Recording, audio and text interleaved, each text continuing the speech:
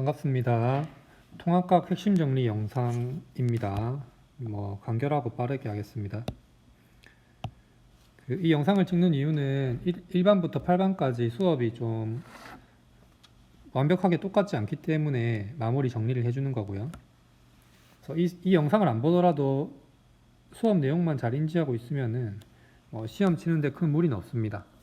그래도 여러분들을 위해서 한 번 더 정리해 주는 거니까 보고 참고할 수 있도록 합니다.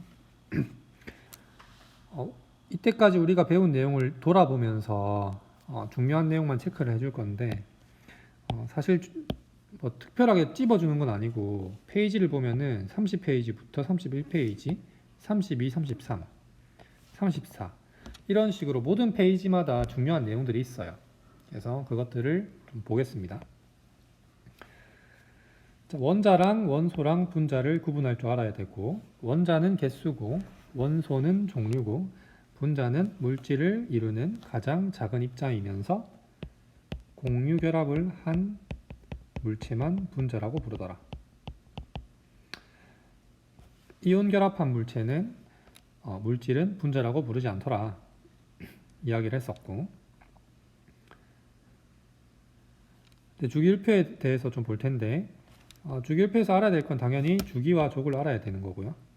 그 다음에 주기율표를 봤을 때 금속과 비금속이 어디에 위치하는지, 예외는 무엇인지, 예를 들면 알칼리 금속들은 다 금속이지만, 일족들이 다 금속이지만 이 수소는 일족에 있지만은 금속은 아니죠.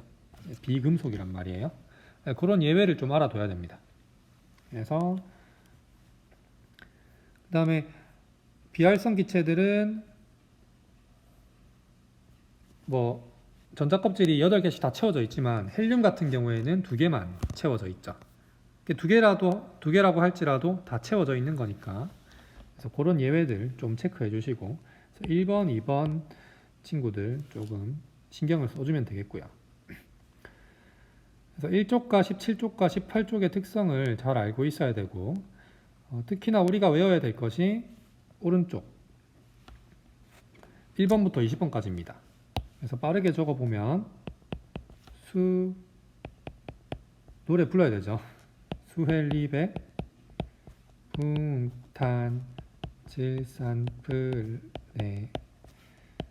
나마 알규 인황 염아 칼칼. 마지막에 칼칼에 깔리긴 하는데 흐크로 외우라고 했어요. 이게 흐로 시작하고 이게 크잖아요, 발음이. 그래서 그러면 조금 외우기가 쉽고, 특히나 여기서 알아야 될 게 이 파란색 색칠되어 있는 친구가 1족이죠, 족. 1족, 2족 이런 식으로. 초록색 되어 있는 친구가 주기를 표시해 놓은 거고, 그래서 주기는 전자 껍질 수가 같다는 걸 알아야 되고요. 그 다음에 족은 원자과 전자 개수가 같다는 걸 알아야 되고, 특히나 18쪽 같은 경우에는 원자과 전자가 없고 최외곽 전자가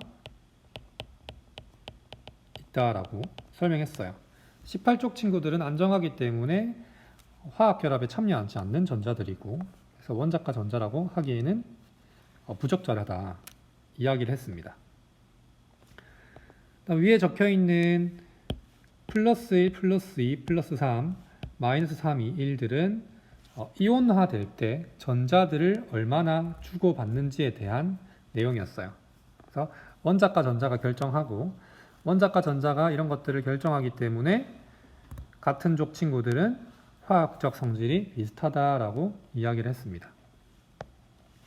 그 다음에 알칼리 금속의 성질을 실험으로 확인하는 내용이 있었죠. 교과서 32, 33페이지고. 그래서 여기서 어려운 화학 반응식을 배웠는데, 사실 화학 반응식이 좀 어렵기 때문에 여러분한테 좀 다 외우라고 하는 거는 조금 힘든 것 같고요. 그것보다는 알칼리 금속의 공통점이 되게 중요해요. 특히나 물리적 성질 3가지랑 화학적 성질 3가지가 있었죠. 그죠? 화학적 성질은 뭐 산소랑 반응한다든지 물이랑 반응한다든지 또 물에 녹아서 뭐 염기성을 띈다든지 뭐 그런 것들을 화학적 성질이라고 하고, 물리적 성질은 조금 간단해 보이는 뭐 칼로 잘린다든지 색깔이 은백색이라든지 물에 뜬다라든지, 그래서 그런 내용들 좀 암기를 해두세요. 네, 실험 영상도 봤으니까 좀 중요하게 생각을 하시고, 그 다음 알칼리 금속과 할로젠 계속 1쪽과 17쪽에 대한 이야기를 하고 있는데, 알칼리 금속의 이용 3가지, 할로젠의 이용 3가지가 있고요. 교과서에서 다 다룬 내용입니다.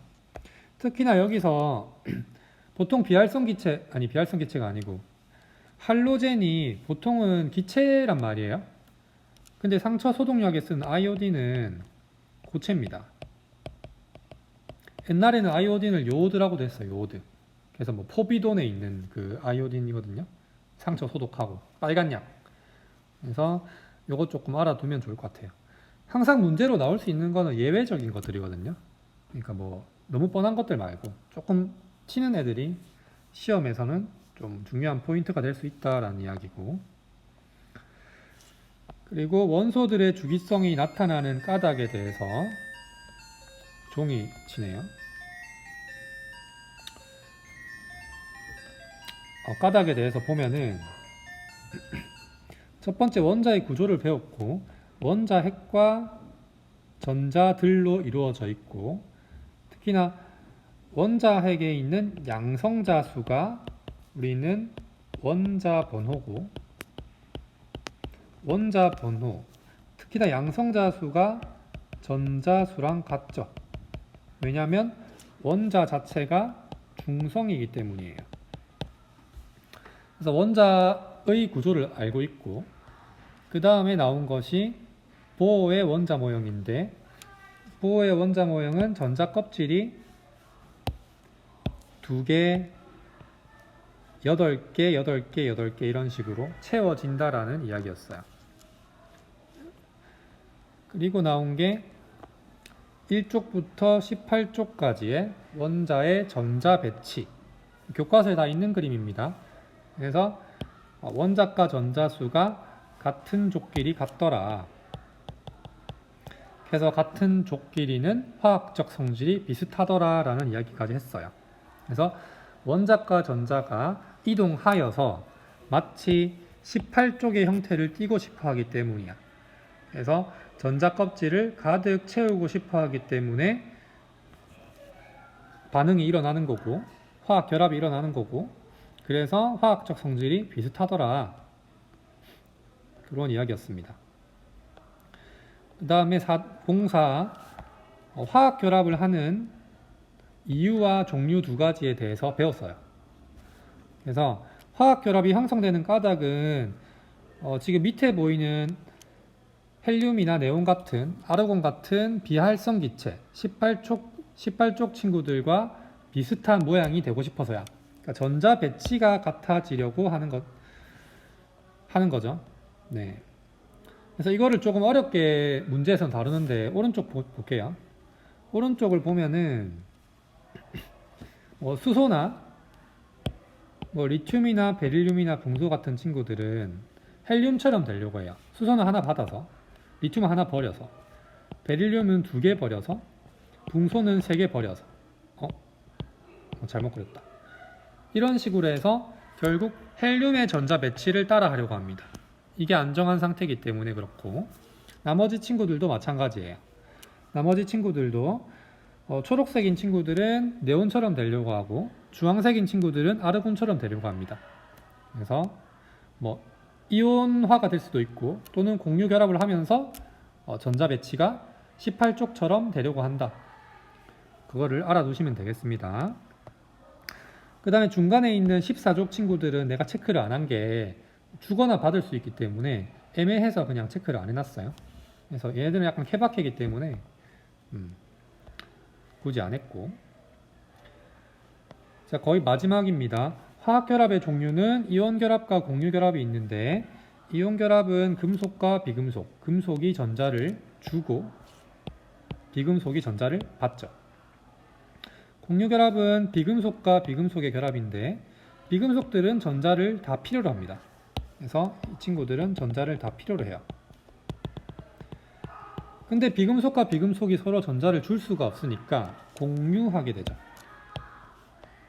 그래서 이온결합에서는 정전기적 인력으로 결합하고 공유결합에서는 원자 간 인력으로 결합합니다. 원자 간 인력에 대해서는 조금 어려운 내용이기 때문에 그냥 그 말 그대로 받아들이면 될 것 같아요. 그래서 교과서에서는 안 나오는 내용이니까 선생님이 굳이 이렇게 글자를 맞추고 싶어서 넣은 내용이고, 여기서 중요한 거는 모형이에요, 모형. 그래서 이온 결합 모형. 자, 마그네슘이 전자를 잃고, 그죠? 그 다음에 산소 원자가 전자를 얻고, 그래서 마그네슘과 산소가 이온화돼서 결합을 할 거예요. 그래서 이런 것들을 산화 마그네슘이라고 부르고, 특히나 이온 결합은 마그네슘 원자 하나, 산소 원자 하나가 결합하는 게 아니고 되게 많은 친구들이 결합하는 거예요. 그래서 1대1의 비율 또는 1대2의 비율로 결합하는 거지 개수로 결합하는 게 아니에요. 그 다음 많이 보는 게 NaCl, 염화 나트륨의 이온 결합 모형. 전자 하나가 이렇게 빈 곳으로 이동하죠. 그래서 플러스 1이 되고 마이너스 1이 되고, 전자 껍질을 가득 채우고 전자 껍질을 가득 채우고 서로 만나면 중성과 옥텟 규칙을 만족할 수 있더라. 결국 안정한 상태가 되더라. 그 다음에 플루오리나 리튬과 산화 리튬, 우리가 직접 그린 것들 해서 이온 결합 그림이 한 4개 정도 있고요. 그 다음에 공유 결합 모형은 수소 분자, 그 다음에 물 분자, 산소 분자, 질소 분자 이렇게 있었던 거 기억나죠? 그 다음에 오른쪽에 여기 있는 암모니아 분자, 메테인 분자. 특히나 암모니아는 물에 녹는다고 했어요. 체크해 두시고. 그리고 H2O2, 과산화수소의 공유결합 모형을 그릴 수 있으면 된다 라는 이야기였죠. 그래서 되게 오랜 시간 배웠는데 정리하니까 한 10분 넘었는지 모르겠는데 10여 분쯤 되는 것 같아요. 그 다음에 좀 중요한 내용이 여기 보이는 이온 결합과 공유 결합의 차이점을 우리가 다 적을 수 있어요. 근데 이걸 한번 문장으로 서술을 해볼 수 있어야 돼.